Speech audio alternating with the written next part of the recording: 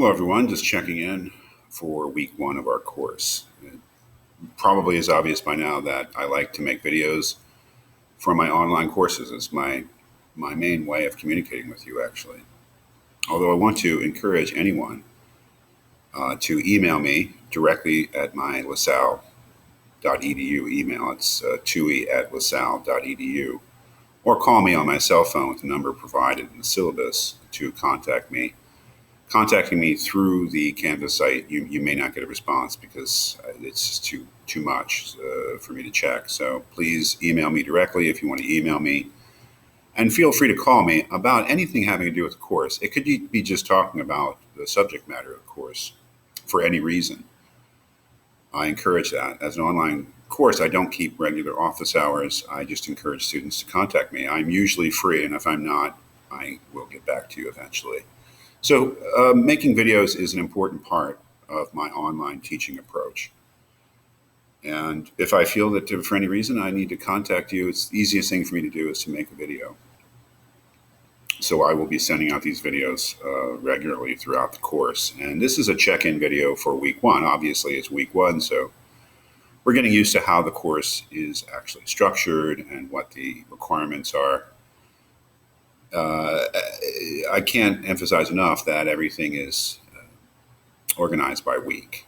There's one reading a week, and the reading for the week is there, the video is there, the review questions, and the discussion board.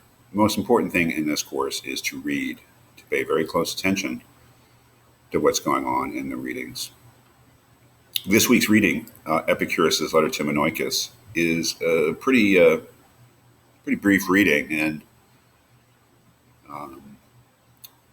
even more so, it is a brief reading, but the part that we're really interested in a course on death is even briefer.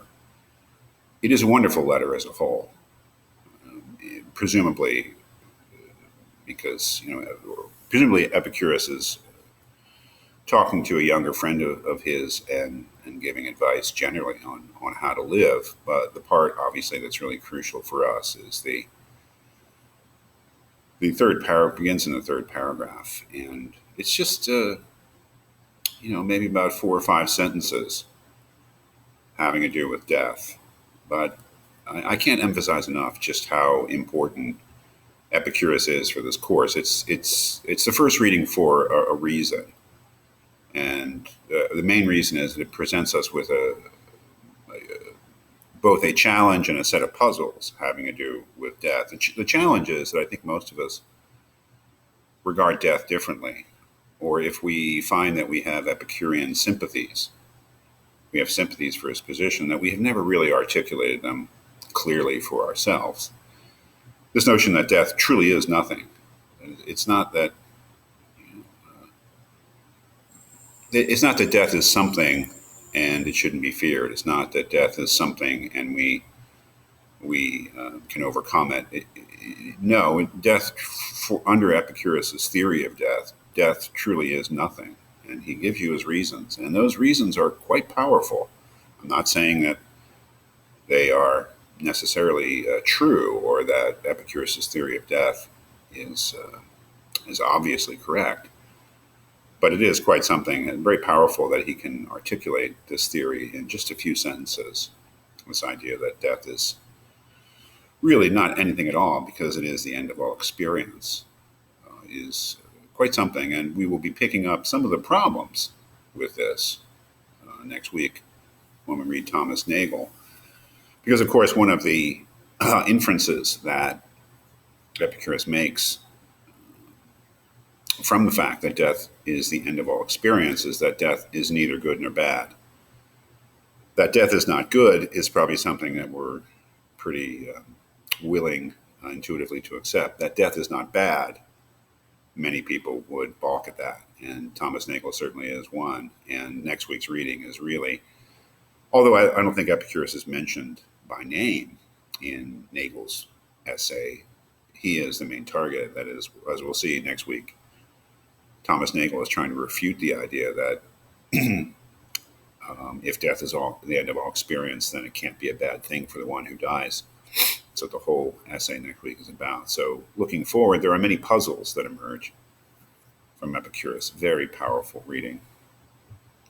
So yeah, it's a brief reading, and the part that's frankly really important to us is even briefer. And that third paragraph is what you really read the whole thing, put it in context.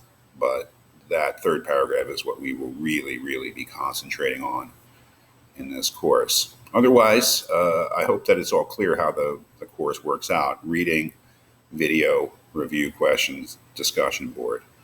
The review questions can be turned in anytime before Sunday at midnight.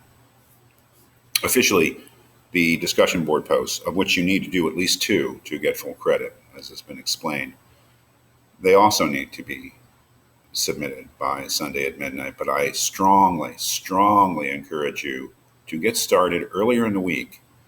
Familiarize yourself with the reading earlier in the week so that you can participate in discussion board earlier in the week. If you leave your discussion board posts to the end of the week, you are defeating the purpose of the discussion board, which is to get some sort of interaction between students going. So I can't emphasize that more strongly